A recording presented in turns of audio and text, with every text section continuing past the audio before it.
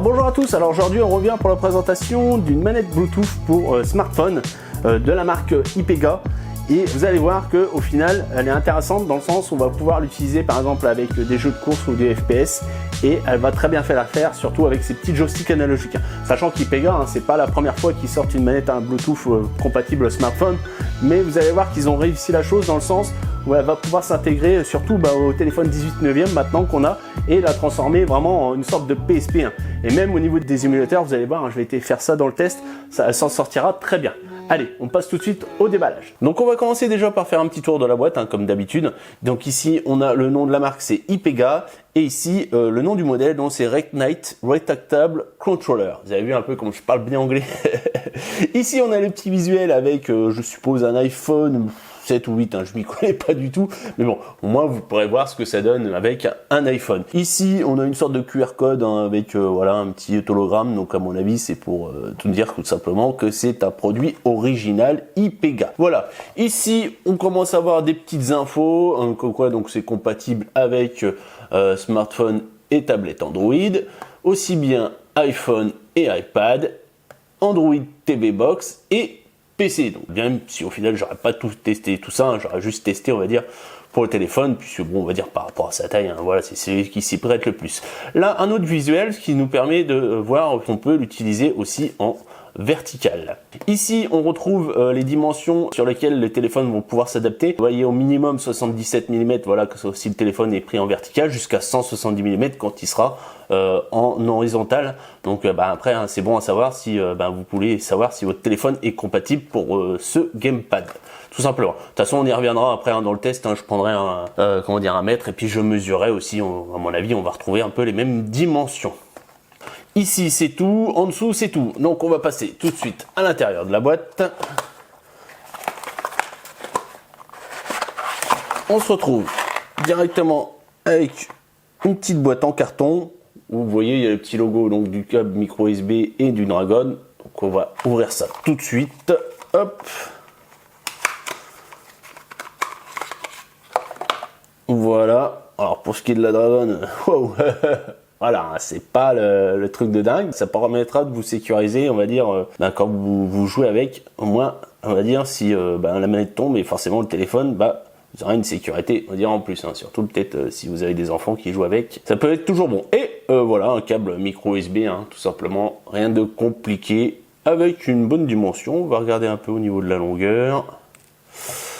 Oh, ouais, on a 50 cm à peu près. Voilà, avec une bonne section. Toujours bienvenu, c'est vrai qu'on n'a pas toujours l'occasion d'avoir des câbles en plus, donc là, on va pas cracher dessus. On va regarder en dessous, on a un mode d'emploi. Donc là, on a du chinois, ouais, voilà, on a du chinois. Et normalement, on doit avoir de l'anglais, pas de français. Donc c'est vrai que faudra passer par un traducteur ou autre parce que on va dire au niveau des fonctions, il y a pas mal de choses. Donc si vous connaissez pas très bien l'anglais, vous allez avoir des difficultés. Même si voilà, je vais vous montrer un petit peu comment on fait l'appairage ou autre. Après au niveau du test, je vais vous montrer ça, je vais vous expliquer comment ça fonctionne. Mais il y a d'autres fonctions qui sont intéressantes. Alors moi je vais vous montrer juste voilà la possibilité de pouvoir l'utiliser avec du moins un téléphone sous Android.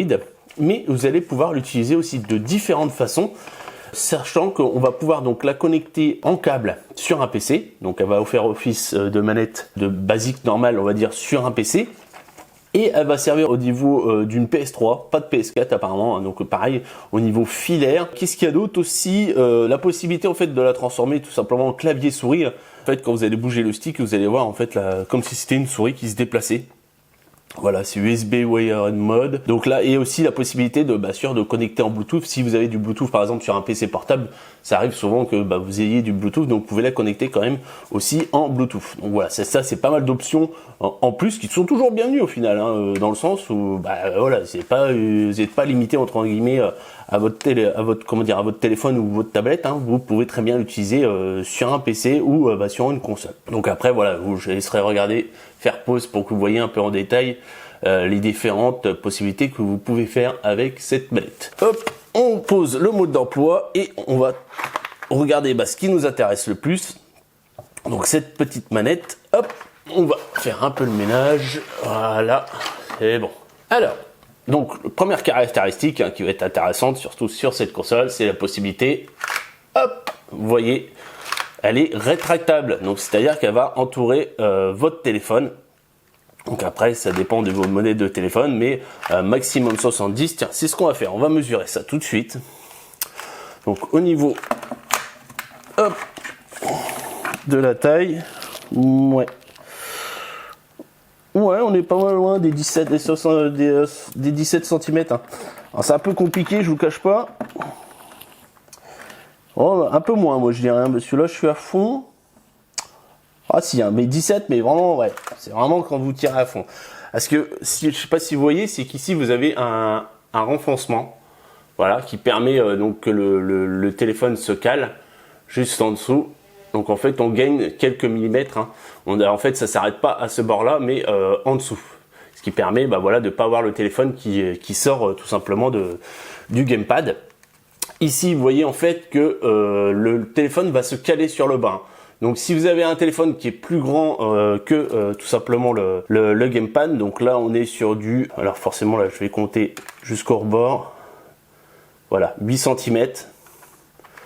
8 cm, on va dire, de largeur, donc il dépassera. Bon, après, c'est pas gênant en soi, hein, mais ça, c'est bon à savoir, c'est que vous avez une cale hein, juste à ce niveau-là. Donc, ce qui fait que ce téléphone va reposer sur le bord-là et ça permet au final qu'il ne glisse pas tout simplement quand vous jouez. Au niveau des dimensions, on va faire un peu au niveau épaisseur, on est sur du 2 cm, hein, hop, voilà.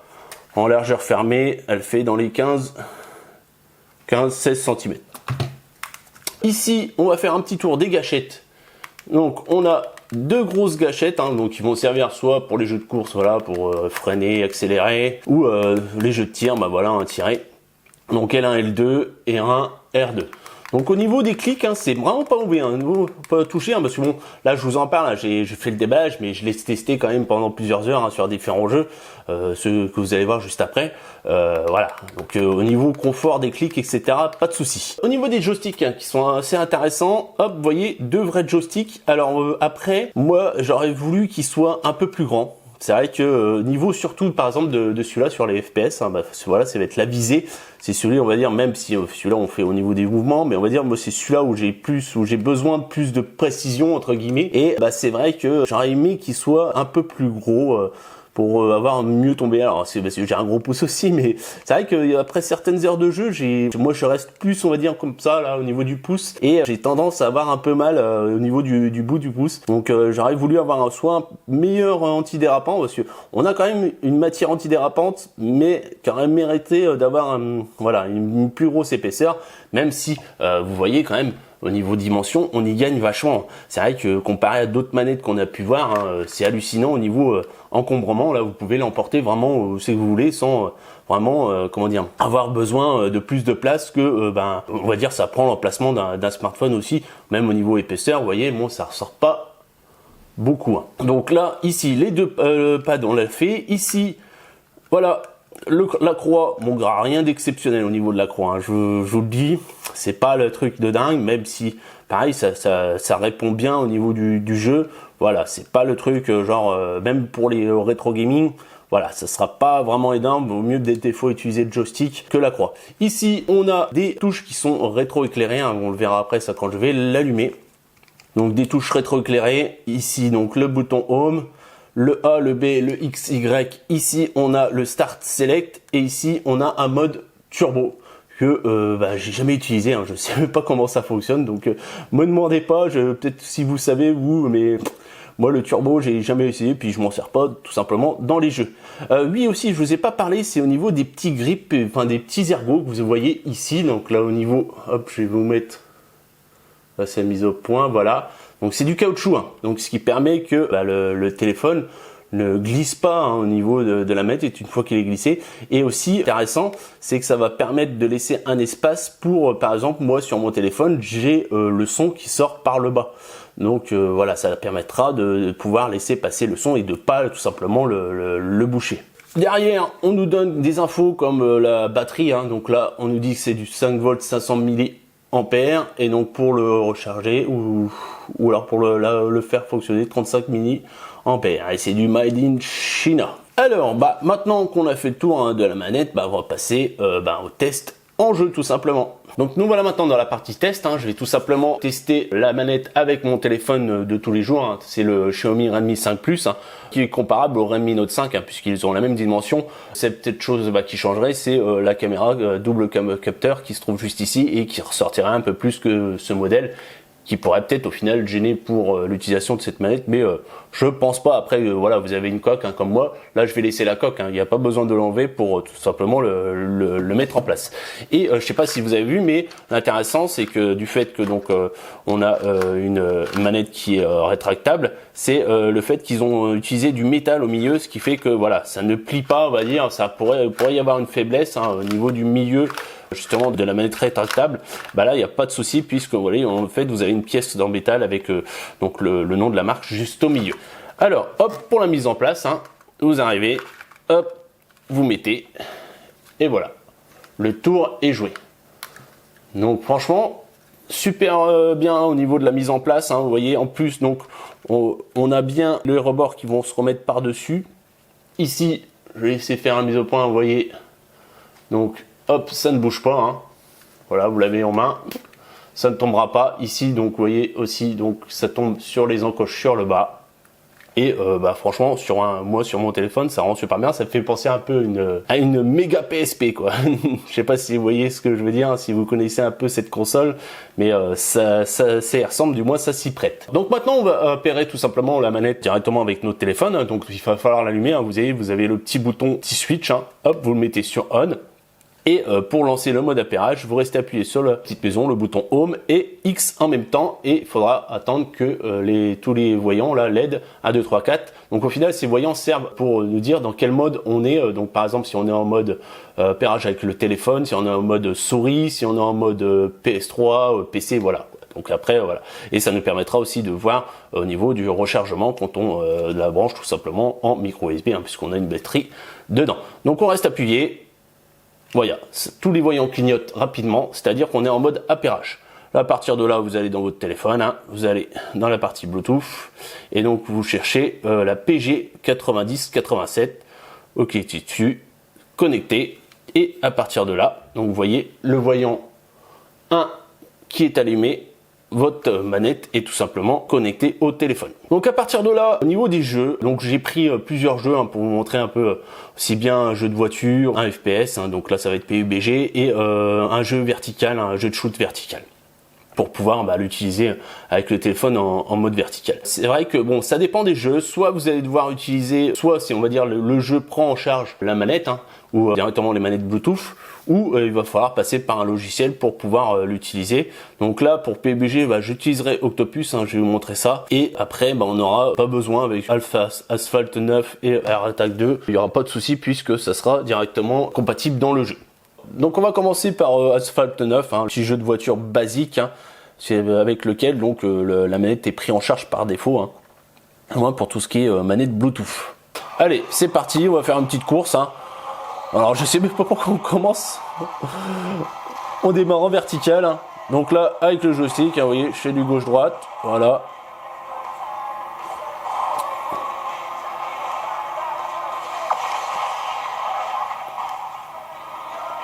Alors j'y ai joué que mais vraiment quelques minutes, donc si je suis nul, vous inquiétez pas, je m'en rappelle même plus des touches.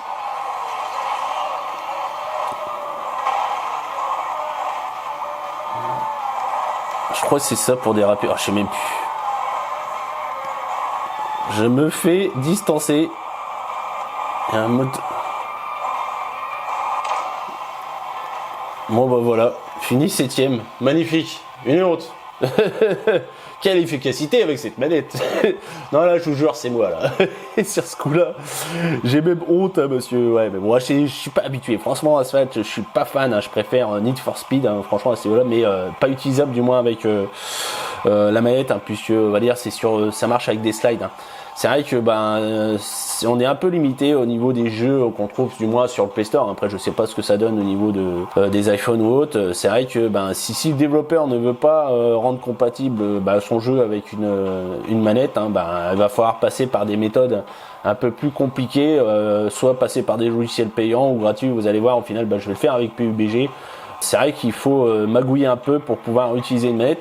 Bon, même si on retrouve quand même pas mal de jeux compatibles avec la manette, mais des fois les mieux, au final, n'ont pas cette compatibilité.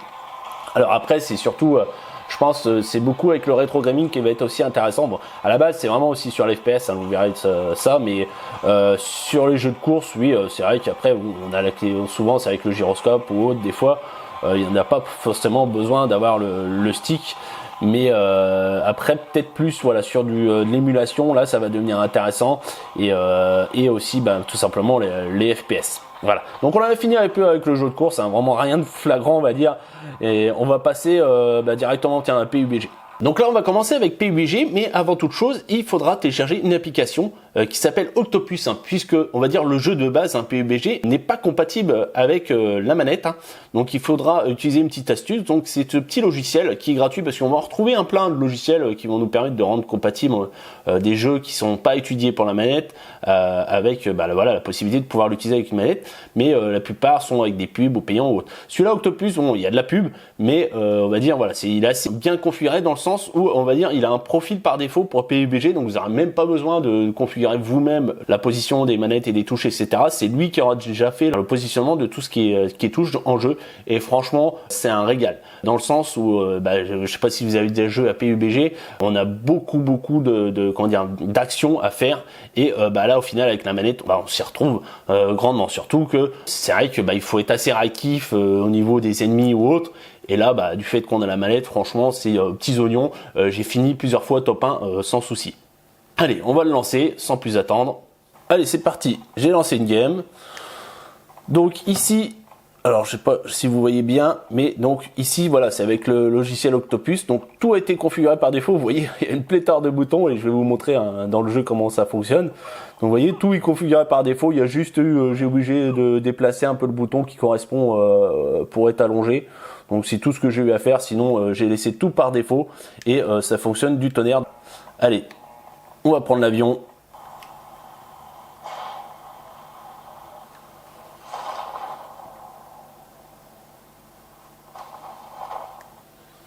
Allez, c'est parti. On est en jeu.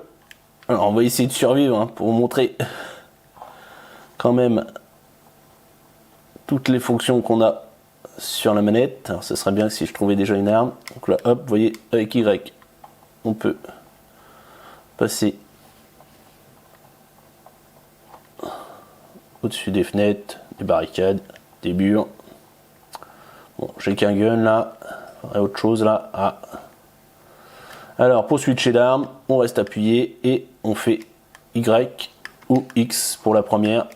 Hop, voilà. Pour viser, on reste appuyé là. Pour tirer, voilà. Pour recharger, hop, la flèche du haut, la carte, flèche de gauche, l'inventaire, flèche de droite. Voilà. Et en bas, c'est pour utiliser le bandage là qu'on a juste ici. Voilà. Donc là, pour rester accroupi, le A, le B pour s'allonger. Et le X, ça va être par exemple si on veut fouiller ou fermer une porte. Voilà. Hop, on peut l'ouvrir, on peut la fermer. Voilà, donc vraiment très intuitif dans le sens, vous voyez, on peut très bien. Ah oui, si je ne vais pas montrer, c'est la vue. On reste appuyé sur la gâchette de gauche et voilà, on bouge le stick droit. Donc vraiment bien étudié. Franchement, après, par contre, ça serait bien qu'on ait un peu de gunfight là. Là, j'ai pris un endroit justement tranquille pour vous montrer comment ça fonctionne. Attends, quelqu'un. T'es mort. Ici, toi.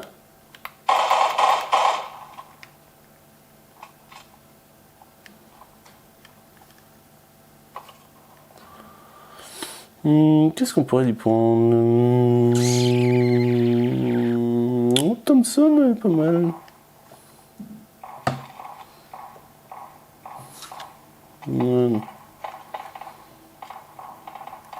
Ça fight, hein.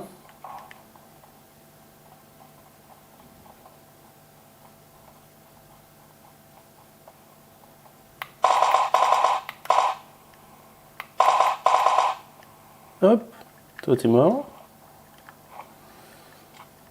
Alors le deuxième il est où son copain?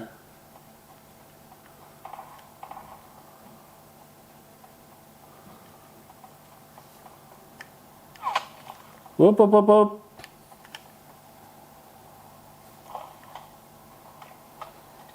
Bon, il était bien lui.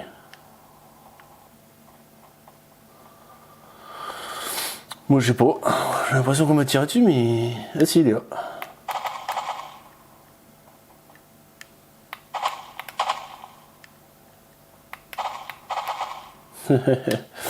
T'es en train de fouiller.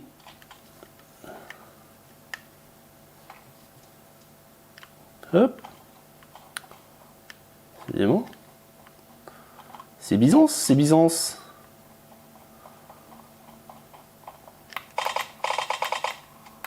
Hop. Quatrième frag les gars.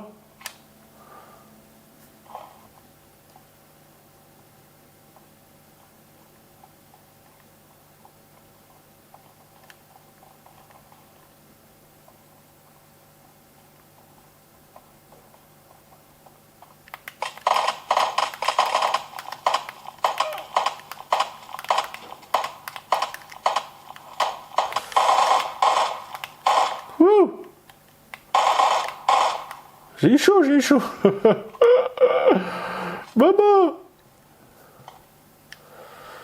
Oh, oh, oh, oh. Il y en a un autre.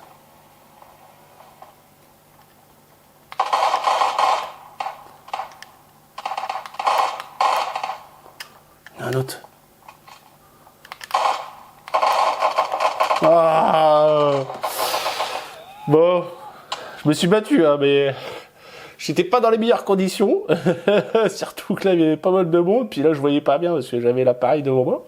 Mais bon, voilà, j'ai essayé de vous montrer une partie. Là, voilà, franchement, vous voyez, avec l'utilisation de la manette, franchement, c'est au top.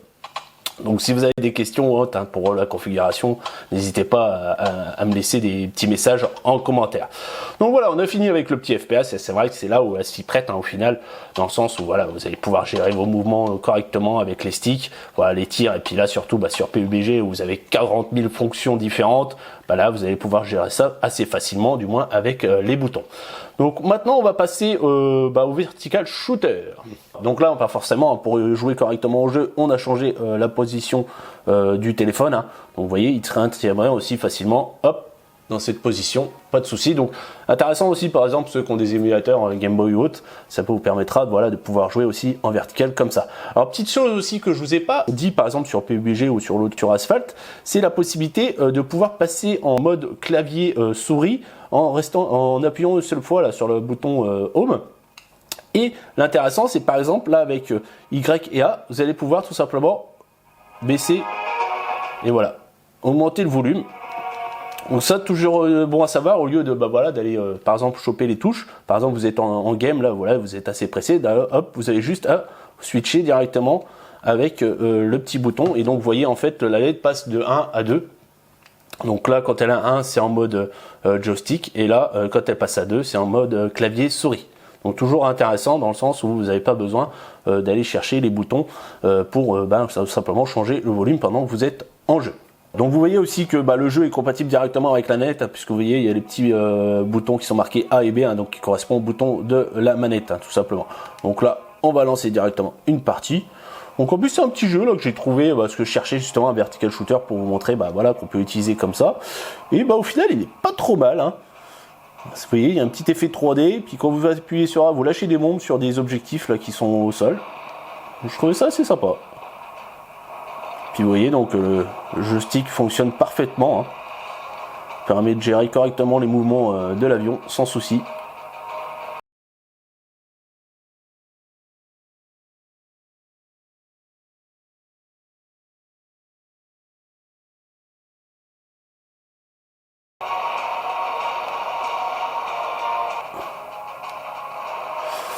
Et ben, on va arriver au final.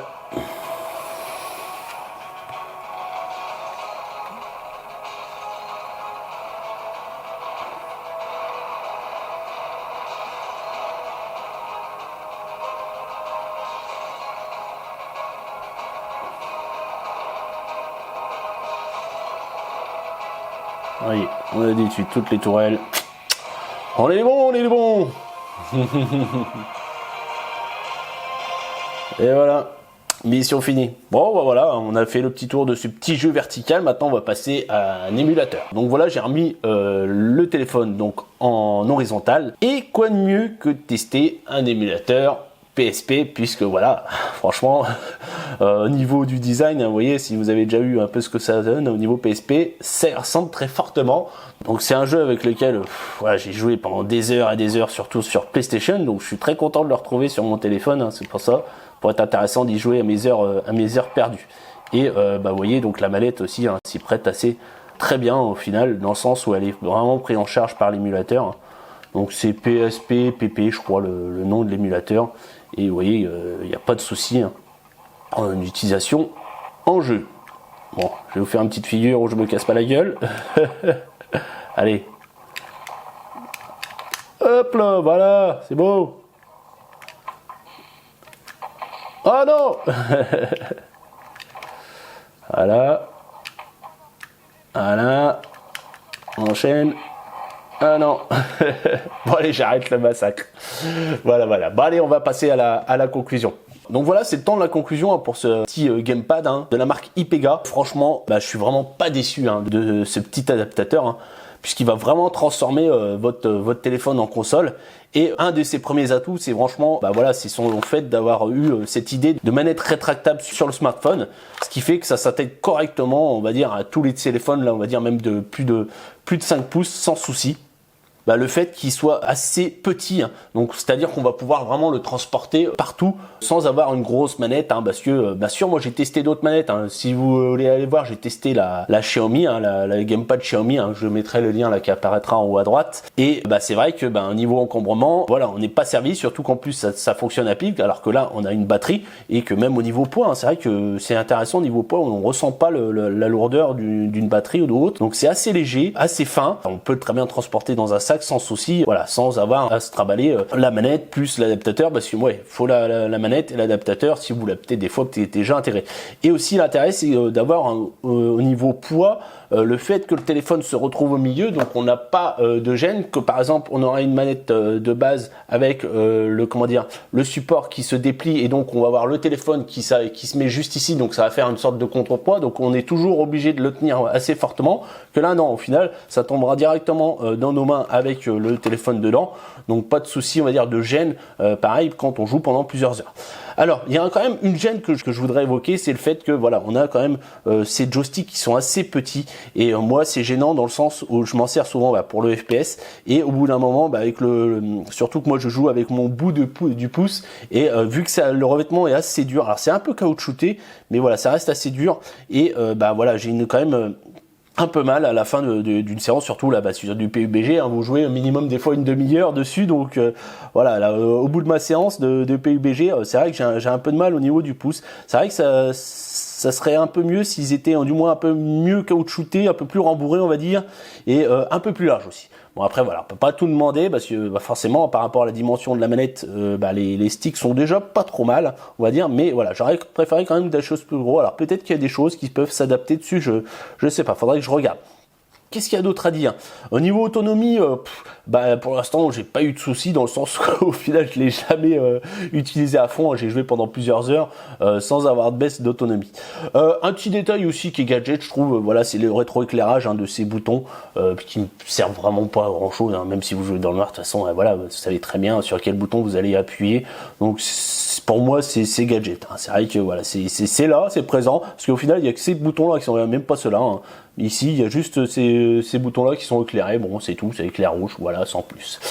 Aussi, un petit détail qui aurait été sympa, c'est d'avoir quand même une poignée un peu plus allongée. Alors ça existe hein, justement sur les différents modèles IPEGA. Hein. Vous avez eu des modèles qui sont sortis avec ces petites poignées allongées, hein, comme voilà n'importe quelle manette qu'on peut trouver de console, que ça soit PS4 ou Xbox. C'est vrai qu'il y aurait eu un meilleur maintien, mais voilà, on aurait perdu voilà en encombrement. Donc on arrive quand même, on a un confort quand même, mais voilà, ça aurait peut-être été mieux des fois quand même d'avoir un petit tergot, on va dire, pour que voilà on puisse avoir un meilleur maintien au niveau de la manette, même si voilà, on peut très bien s'en passer. Donc bah écoutez, on a fini avec ce petit test hein, de ce gamepad, donc franchement au top, hein, j'ai rien à dire là-dessus, hein, au final, il y a que quelques détails voilà que je reproche, mais franchement, n'hésitez pas, hein, si vous voulez chercher une manette, ben, si vous avez un peu dans ce style-là au niveau du téléphone, allez-y, franchement, il n'y aura pas de souci au niveau, bah vous voyez, si bien des jeux ou autres, ça marche sans problème. Donc voilà, le test de cette petite manette pour smartphone est fini. J'espère que ça vous aura plu. Si vous voulez l'acheter, hein, allez voir directement dans la description, il y a tous les liens. Et bah, si vous avez aimé, laissez-moi un petit pouce, un petit commentaire, et puis abonnez-vous. Allez, ciao, bye bye, à la prochaine.